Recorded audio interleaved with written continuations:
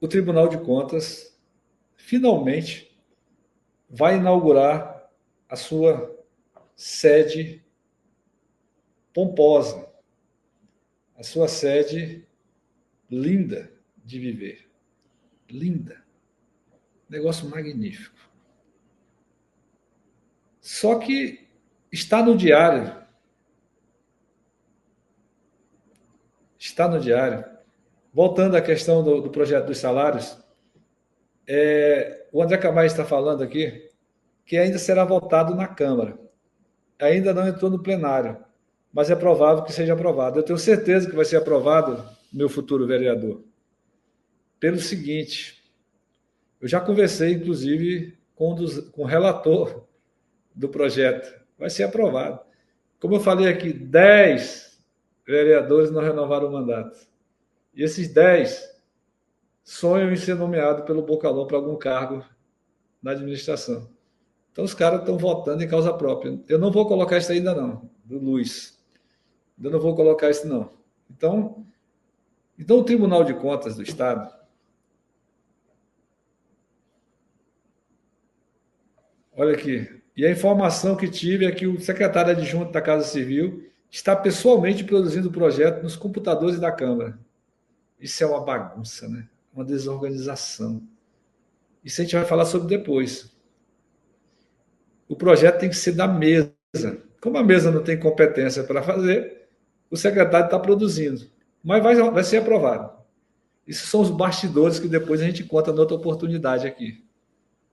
Para ver como é que é essa excrescência. É uma excrescência. Falando de excrescência, vou voltar agora para o Tribunal de Contas, que vai inaugurar a sua sede potentosa. Linda. Linda. Afinal, os conselheiros precisam de conforto. Os funcionários precisam de conforto.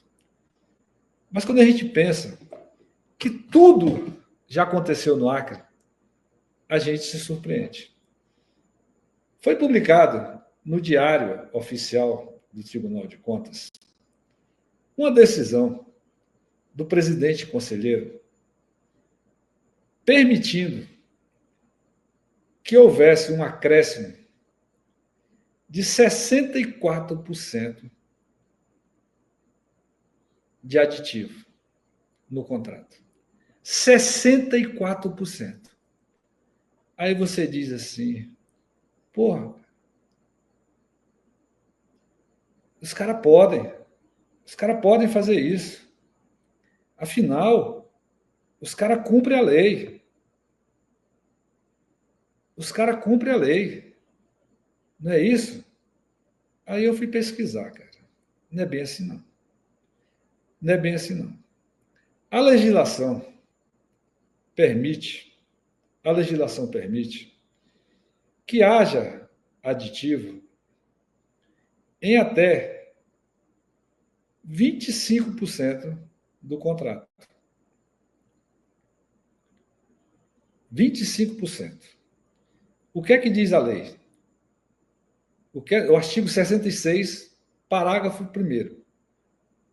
O contratado fica obrigado a aceitar nas mesmas condições contratuais os acréscimos ou supressões que se fizerem nas obras, serviços ou compras até 25% do valor inicial atualizado no contrato.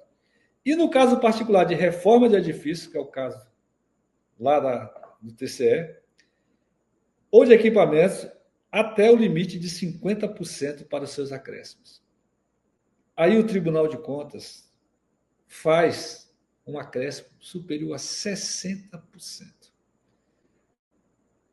A pergunta é, quem que vai fiscalizar o Tribunal de Contas? A Assembleia? O Ministério Público?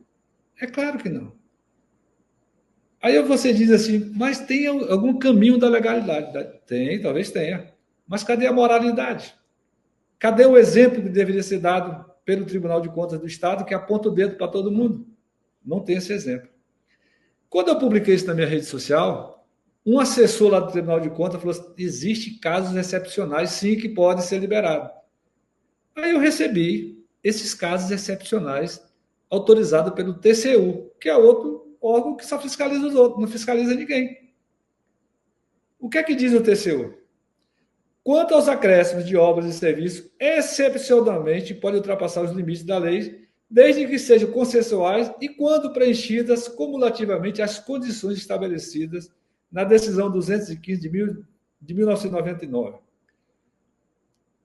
Deve ser necessária a completa execução do objeto original do contrato, a otimização do cronograma de execução e a antecipação dos benefícios sociais e econômicos decorrentes.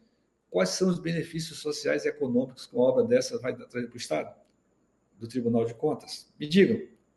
Deve decorrer de fatos supervenientes ou que impliquem dificuldades não previstas ou imprevisíveis por ocasião da contratada inicial.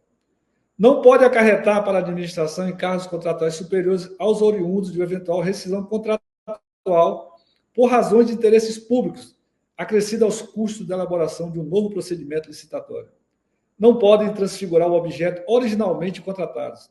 O contratado deve ter capacidade técnica, econômica e financeira para executar as alterações. Deve ser demonstrado que as consequências da outra opção, rescisão contratual, seguido de nova licitação e contratação, importa o sacrifício insuportável aos interesses públicos. Tem alguma situação dessa aí, excepcional no TCE, que a gente saiba, não. O que eu sei é que eles deveriam dar exemplo, porque eles apontam o dedo para todo mundo. Para todo mundo. Eu faço a minha parte de fazer o controle social. Quem gostar ou não gostar, isso é problema de quem não gostar. Mas eu não posso deixar isso passar em branco e eu não falar. Aí, meu amigo, eu recebi de um amigo que entende de obra que falou o seguinte: sei que aquela obra tinha tantos furos que muita gente nem participou por conta dos visíveis erros de projeto e orçamento.